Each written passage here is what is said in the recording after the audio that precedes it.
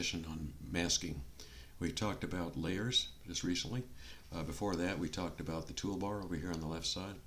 Okay, and before that, we talked about setting up the workspace using the panels over here and simplifying them. And we did talk a little bit about some of the top menu items up here. We're now talking about masking. Using layers, obviously, and I've got some samples set up, some example type of things we can use in this little talk here. Let's get on with it. Let's talk about masking. Okay, what are masks, anyways? Masks essentially allow us to work between layers to blend the two together in different ways. Okay, to get one layer to reveal something on one layer, to conceal something on one layer, whatever. Let's show an example of not using a mask to do simply that. Well, one way you can do that is using the eraser tool, right? I can take an eraser tool with 100% opacity here, and I'll take a hard eraser tool. So I've got the hardness up just so you can see what I'm doing. And if I start to erase on this top mask, I start to show the mask below it, right? The blue mask here starts to show up. So you can see the blue mask below that.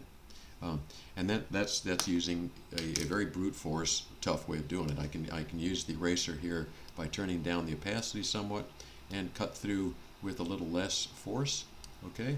And if I turn the opacity way down, I can be much more subtle on what I erase, okay? So yes, the eraser tool can be used and can be used subtly. I can use it with a hard brush or a soft brush, but that actually creates holes in the pixel layer, which are not repairable, if you will. If I went back later and said, yeah, I want to change something, I didn't really like what I did on that particular move there, it's hard for me to do that. There's actually, if I show you turn off the bottom layer, you'll see that there's opacity here. I've cut through, the little hash marks means there's nothing there. I've cut through the layer. I've made holes in this layer, okay? So that's the brute force way of doing what essentially masking does, okay? So let's do it the right way. Go back to my history panel, and we'll start this thing all over again, okay? Okay, back to two layers. As you remember in the layers panel, layers can be moved up and down, so I can move these layers in different orders. I can show the top layer or bottom layer so that it all works like it did within the layers group. So I'm working with a layer, but let's do something different now. We're going to put a mask. Instead of cutting a hole here, we're going to put a mask in here. Masks are these little icons down here below. You can see the little square with a dot in the center. If I click on that mask, it'll add a mask to the layer that I'm on. Now, since I was on the bottom layer, it's not going to do me any good to put a mask on that layer. I want to put a mask on the top layer. The mask that I want to work on is going to be the top layer, and I can do different things with it. This mask won't do anything because it works with the mask, this layer and the mask below. So let's reverse what I did there. I'll take the mask and drag it into the garbage can. So that mask is now deleted. Let's go to the top layer and put the mask there. Okay, there is a mask now. You see there's nothing happened. It's still the same thing. Why? Well, because the mask is white. When you have white mask, white reveals. Remember this, white reveals and black conceals. So white reveals everything on this layer. Everything on this layer is revealed by white. If I were to change this to black, and how do I do that? Well, if I invert the mask, I can change it to black. The shortcut for invert is Control I. Okay, I. Now it's concealed. The top layer is concealed by the black. If I go to white, the top layer is revealed by the black now. There's another way of doing that reveal and conceal also, and it has to do, first of all, make sure you have this layer selected, so they have the mask selected, okay, and not the pixel layer. So I've got the mask selected. I can go up to the properties panel here. If you remembered to do this when we talked about it before, the properties panel should be one of the things you've got on your panels over here. So you select the properties panel. You make sure you selected the layers panel. You can also tell it's selected because of this up here. If I were to select the pixel panel, pixel layer, you'll see that up here it shows selected. If I have the layer selected, the pixel layer, you can see the name of the layer is over here, but if I were to pick the mask, the word mask is going to be right over here, and you'll see up above, mask is selected here, okay? I can go, they say if I have pixel layer selected, okay, I can go to I can go to the mask up here. It's still not selected, but if I click here, now it is selected. Okay, so I can select, if I'm selecting the white, the way to cut through to the white, remember white reveals this top layer, black conceals it. I want to conceal part of this top layer. I would paint with black, okay? So I would use this black over here to paint. All right. So let's do that. I've got black selected here. I'll use a brush, and I'm going to use the same thing we did with our eraser tool, a hard brush, same size, okay? And we will now, using my bracket keys, change the size of the brush a little bit. Let's see, let's get off here. Okay, and now I can cut through. Actually, that looks like a pretty soft brush. What is going on here? Hardness down 0. Opacity 0. Yeah, that's okay. This is not a size. Oh, it says hardness down. I'm sorry. Let's go hardness all the way up. So now I can use this same technique of cutting through, except that I'm using a hard round brush. But you see, instead of putting a hole on the pixel layer, I'm putting a hole in the panel, in the mask, okay? Now I can see what I've done by clicking on that mask, right? Holding down the Option key and clicking on the mask again, and you can see the mask here, all right? So holding down the Option key, click the mask again to toggle back and forth. If I hit down the Shift key and click on the mask, I can turn the mask on and off. Okay? So now the mask, I've been able to cut through, which is very nice, all right? If I refill this mask, here's some more shortcut keys to remember. Depending on the top color here, remember this is the color picker. The default colors are black and white, so if these are not black and white, you hit D. Now it's changed it to white and black. If you want to toggle back and forth, you hit X. Now why is that important? You're going to be using brushes a lot, and they're going to be white and black brushes. So you can toggle back and forth just using the X key here when you're on the brush. So if I want to paint on this same mask now with another black brush, I can do that. If I want to paint with a white brush to erase what I just did here, I can do that. Okay, so now I've got a white brush. I've just erased what I did. I've got a black brush, and I can go over now what I did. So back and forth between white and black, erases and conceals. All right, so now I'm back to concealing this. Now there's brushes in between. I talked about white and black, but what happens if I use a gray brush? Okay, so if I do the color picker and I pick a medium gray. You see gray here, right? And I pick a medium gray color, and I paint with the medium gray on that white. What's going to happen, right? Well, it's going to happen something in between. So it's just like I had a window shade, or whatever you want to call it. It gets brighter and darker depending on the color of my brush. If I went to a little darker brush, I would get a different effect. And if I went to a little lighter brush, I'll get a different effect up here. So depending on the color of the brush, I can get different effects on the mask. All right, which is pretty neat. There's another way of getting a different effect on the mask. Here's a shortcut to remember. Here I want to refill this mask here with white. White is my foreground color. So if I hit Option Delete, it'll fill it with my foreground color. Actually, white is not my foreground color, it's gray. All right, so let's go back to foregrounds and backgrounds colors. What was the shortcut key for default was D. So now I'm back in black and white. If I go back to the mask and make sure that I'm on the mask and not the pixel layer, if I do this with the pixel layer, it'll fill this with white. I don't want to do that. I want to do the mask layer. So Option Delete. Now I've got a white mask again. So I'm back to where I began. Okay, on the old history panel here, you can see all the history layer things that we've been doing to it. Okay, so back to white here. You can obviously do different colors with different brushes. You can also change the mask here. If I invert this mask to black, and I go up to the properties panel here, I can change the density of the mask this way. So now I'm down to about a 50% gray again. Okay, you can see down here. So I can change the density of the mask by using this toggle, this switch up above, right? I'll talk about feathering here, okay?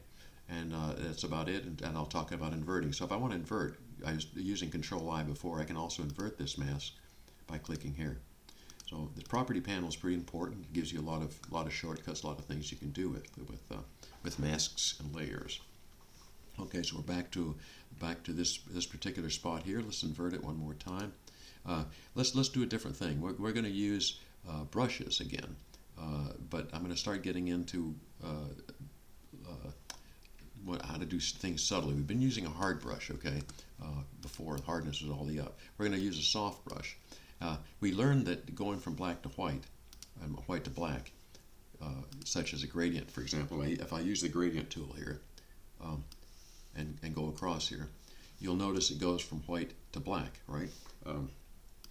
It goes from white to black. So this over here conceals this top layer. This over here reveals the top layer and everything in between, right?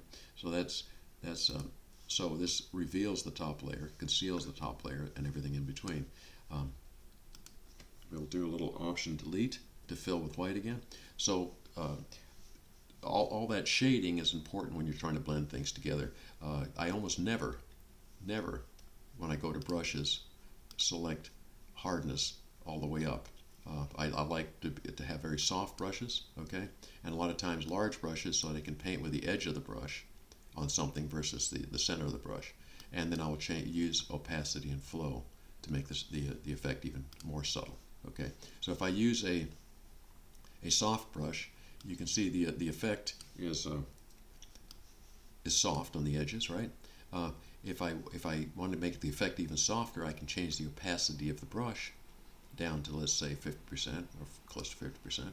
Okay, and then if I keep on brushing back and forth, it builds up eventually to 100%. Okay, that's one way to do that. Or you can use opacity and flow together. So if I use this at 50%, I can take the flow down. So without picking up the brush at all, I can paint back and forth. It's very low flow, and as I go back and forth, it builds up. Eventually, it'll build up to 50%, which is the area here. So using brushes with opacity and flow settings will make your blending a lot more subtle. So that's one of the things to understand. Let's see, linking and unlinking. Okay, let me take this brush. Let me go to 100% opacity, 100% flow, and cut into the hole in here. Okay, we're going to cut a hole in the middle of this thing and show you what this little icon between the mask and the layer means. Okay, that's a link.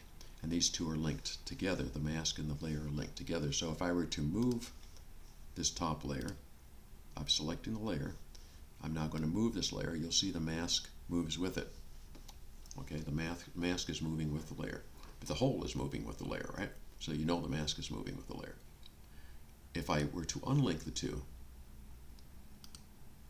and do the same thing, I've got this the layer selected. I can now move the layer, but the mask stays put. So now the two are independent of each other,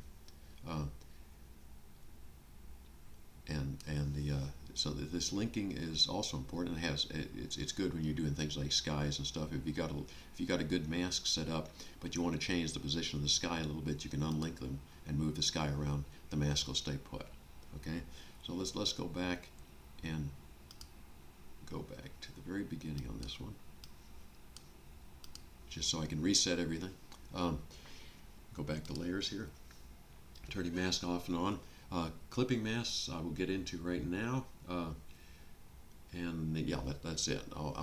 Let's use another example here. Let's use this particular example here.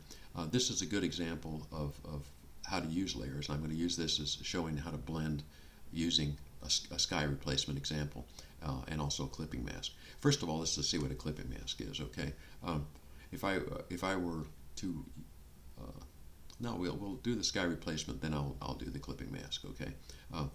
What I'm going to do is this is an interesting picture I took in Iceland. I like the foreground. The background is a strange sky with the ripply clouds on it. I could probably fix it up some other ways, but let's use a sky replacement. I want something very dramatic, so I'm going to use this sky here and put it into that last picture. Okay. Uh, how can I do that? Well, easily I can take the move tool, click in the middle of this picture somewhere, and drag it up into my sun picture, bring it into the picture, and drop it. Okay. Now I want to line this picture up somewhat. This isn't too hard to line up because I can see the horizon there pretty easily. But in places where you can't see exactly where you're going to line it up, one of the tricks I always do is take the layer I'm trying to line up here, take the opacity down a little bit so I can see the background, and then move it into position. Okay, that looks about right. It's a little over the top of the mountains. If I want to nudge that up a little bit, I can use the up and down arrow keys, so I can just nudge that up a little bit, and that's probably enough. Okay. Now that I'll go back to opacity 100%. I got the sky where I want it. Obviously, it doesn't look good. If I were to turn off that layer, you can see the line of the sky is too straight there. So how do we get this blended in correctly? Well, there's a lot of, remember the gray to black gradient I used before. So I'm going to go to this top layer here. I'm going to add a mask to it. Okay, I'm going to go to the gradient tool here, and I'm going to put a gradient on this mask from black to white. Okay, so it's going to reveal and conceal the bottom layer. What I'm trying to do is feather this bottom edge here. So I'm going to take a gradient here, very small, and start, wrong direction. Okay, you can see what I'm doing here. You can start to see the mountains now. You can see the gradient tool. If I put the gradient tool out here further, you can see I can change how it blends together. And every time I can get this, keep on doing that until I get it like I want it. That's too much. I like it about there maybe. No, that's not right. So I keep on doing this until I have it about like I like it. And forget this area. I'll fix that later. So I'm using this gradient here. If I go to option, if I go to option click, you can see what I've done. I've made a soft edge on the horizon. Okay, to blend the two together. So that, and obviously there's still some problems with this thing. If I look at it, I can look at this. It doesn't look too bad here. The mountains are sort of smoky looking back here compared to what they were before. Not too different. It's starting to look okay. Now how can I even blend it better and get rid of some of this over here? Remember we talked about using brushes, and we talked about using soft brushes, and taking the opacity down to something that's really low that allows me to paint in the effect gently. I'll take the flow down something pretty low, and using a black to conceal, because I'm trying to conceal some of these clouds here, the clouds at the top layer. I'm trying to conceal some of these clouds here. I got a very small brush there. I'm going to use a bigger brush using a bracket key. And instead of using the center of the brush to paint, I'm going to use the edge of the brush because that's the softer part of the brush. Okay, so I would just gently paint over what I want to reveal behind it. And I'm doing this slowly because I want this to look as natural as possible. Start to see the mountain there. And now I can start going over a little bit of the horizon and to feather that edge a little bit more until to me it looks like I want it to look. It's obviously a matter of taste, and what you can do is I can make a real big brush and just go over it gently like this. Now I've got that blends in pretty well, I think. I've now got the sky blended in about where I want it. There's one more step I could do to blend this even better, which would be to change the opacity of the sky down a little bit. Okay. Now I want to show you one other kind of mask called a clipping mask. I'll put the opacity back down. Suppose I wanted to use an adjustment on this layer here, but I don't want that adjustment to affect the bottom layer. All right. There's a couple of things I can do. Let's take adjustments up here, and we'll use a curves adjustment. So a curves adjustment is good for adding contrast. I'll give it an S curve here, a little bit up there, a little down here. Now I've made these sky look really, really contrasty with an S curve, but you see what it's done to the rest of the picture too. If I turn this on and off, this adjustment, see the little eye here, this adjustment, I turn it on, see the foreground changed also. And maybe I don't want that. Maybe I wanted to leave the foreground the way it was. Okay, the way I do that is create a clipping mask out of this particular adjustment here. What is a clipping mask? A clipping mask says I want to clip this adjustment to the layer right below it. I don't want it to go and hit this layer below that. So how do I do that? There's a little icon here for clipping. So for this adjustment, if I use the clipping icon, you'll see this layer, move over one a little bit. Now it says it's clipped to the top layer. See, I'll unclip it. You can see what it did to the foreground change. The sky didn't change at all. Okay, so now I've clipped this adjustment to this adjustment. There's other to the layer right below it. Now another way to doing that is using your Option key. Remember, Option's magical. Going down between the two layers until that little icon appears, and I can clip that. So now it's clipped. So this particular S-curve, I can do whatever I want with it, and it only affects the sky, and does not affect the layer below it. I can make that sky as ominous as I want. See, crazy bad, and it doesn't affect the layer below that. It may not look realistic, but that's not the point. I can also adjust that by backing off a little bit on the opacity of that sky. So we've got actually that's doing the opacity of the adjustment, but I can do the opacity of the sky too. So there I've got my sky replaced. It's clipped, and everything's good. Let me show you how to use selections to when you're masking. This was pretty easy to do. I could have done this with a selection to use a mask. I just wanted to show you masking and blending. But let me show you another example here, which is my tires example. I want to create these two tires interlocking. First of all, this is the final result of the work I did, but what I'm going to do is take this top layer off and start with this picture of a tire. I want those two tires interlocking. You probably learned in the layers talk that I can create another layer by simply dragging this into the plus, or do Control J, right?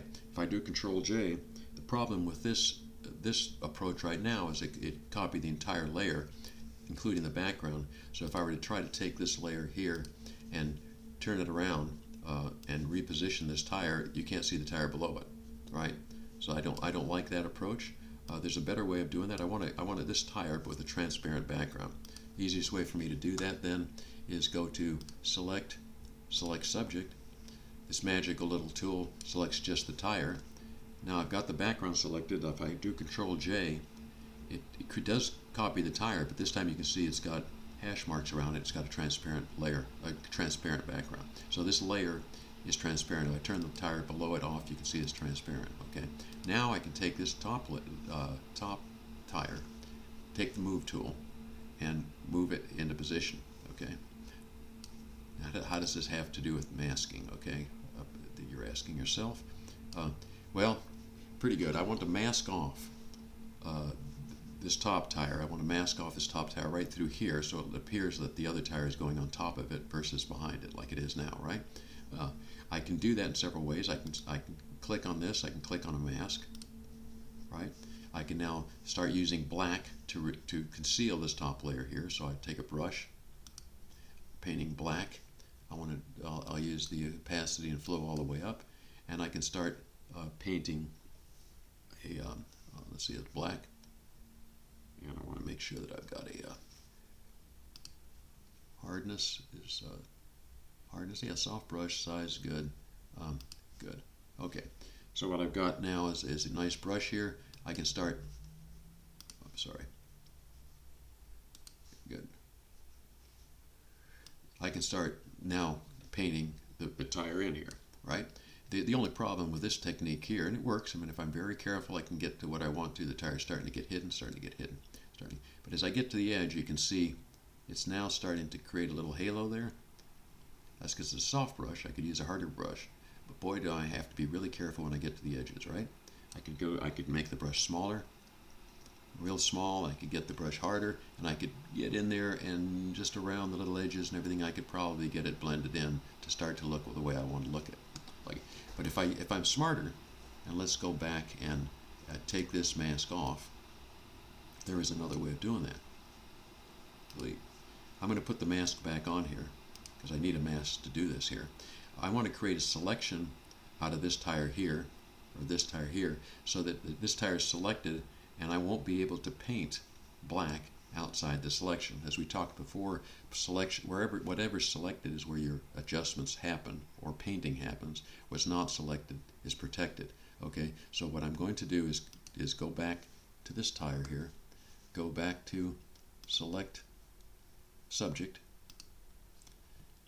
It's now selected this tire, right? So whatever I do with this brush here, I can use any old big brush.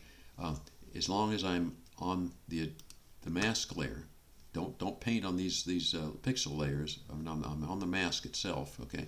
If I paint outside this mask, nothing happens. If I can go around here, you can see nothing's happened on the mask. But as soon as I cross into the selection area, it paints. See that? So now I've got protection using the selection. I've got protection here as to where my painting goes, and it's pretty darn good protection. You can even see along the edges here there's little jumps and bumps where the tire changes. As I get close to here, I'm going to want to get a little bit smaller brush so I don't paint over the other tire, but that's now I've got that. I can do Control D, deselect, and I've got the tire. I didn't do a real good job right down here, but I got the tire done using a selection to protect what I was doing. Okay, you can do the same thing when you're doing skies and other things. You can make a selection and protect what you're doing. Let me show you another example of that using the sky and another technique. Now this technique's a little bit more advanced, and it'll get a little hairy, but it's called luminosity masking. What I'm going to do on this one is go all the way back to the beginning of this picture. Okay, I'm going to bring across the sky like we did last time, just the same way. Okay, so we got the sky in place, so let's just say the sky is there. I'm not going to be real careful about it this time, okay? Got the sky where we want it. All right, so go back to layers. Sky's on one layer, the background's on another layer, just in case you wondered what channels was. That's what I'm going to show you right now. Okay, so you got this layer here, you got the sky here. I'm going to go to channels, except first I'll turn off the top layer, all right? Because all I want to do is I want to work on this bottom layer, on channels. If I go to channels, you'll see this says RGB here. That's red, green, blue, and it shows the luminosity of each one of these colors that make up the picture that you see under layers, right? So if I go to channel, I look through here and I look for the one that's most contrasty. The reason I'm looking at most contrast is I want to create a layer out of this. The layer would be black in the foreground here and white where the sky is. So when I put the sky in, it'll put it in where it's white and hide it where it's black. Okay, this is called luminosity mask. The way to do that is I pick the most contrasty one, like blue here. I'll take blue and I'll drag it into the plus sign here, so it makes a copy of the blue layer. Now I can work on this layer and do whatever I want to it, create a mask. Okay, the easiest thing for me to do is go to Image, Adjustments, Levels. I will make the sky as bright as I can, and I'll make the foreground as dark as I can. And as you can see from this thing, it starts to look like a mask, right? Now I've got this black is concealed, the sky is not going to show up here, and white it reveals, right? So I've got that looking like a mask. I can do a little bit of cleanup on this if I wanted to by taking a brush and taking a little brush. I'm going to take a semi-hard brush, a little bit harder brush, and I'm going to paint with white, X white, and get rid of that little smoke. Oh, I don't want to do that. I want to paint with white, so white. So I want to do white on that. So I'll get rid of that little smudge mark. So now I've got nice white up here. This isn't going to matter because the sky doesn't come down here. But if it did, I can always start painting with black instead of using this color here. I really should be doing that here. So that's there. It's on brush, white, black, X. Okay. I can color over those areas there if I want to create a total mask out of this. Like I said, the sky isn't going to be in this part of the picture, so it doesn't matter too much. So now that I've got something that looks like a mask, where I want the sky to be revealed, the foreground concealed, this is called a luminosity mask. With my cursor clicked on there, I can click on this little icon down here that makes a selection out of that. You can see it's selected the sky. It's obviously selected some of this too, but I don't worry about that. I'm going to go back to RGB here to make sure that we've got the picture that we want to. Go back to layers. You can see the selection is still active, right? If I now go back to the sky layer, I can create a mask by on the sky layer. If I click mask, Boom, it's created a mask. You can see this mask here is pretty good. Now what it's done here, the last mask was better. These Blue Mountains are a little bit too stark against this, so I probably fade them in a little bit using a soft brush as I did before. But it's done a pretty good job. I see a little bit of a halo there, but it's done a pretty good job of bringing the sky in using a selection like I did with the tires. Okay, and I think that's about it. So there's a lot you can do with masking, as you can see, and we could go on forever with this one. So I hope you learned something, and I hope you got something out of this little course.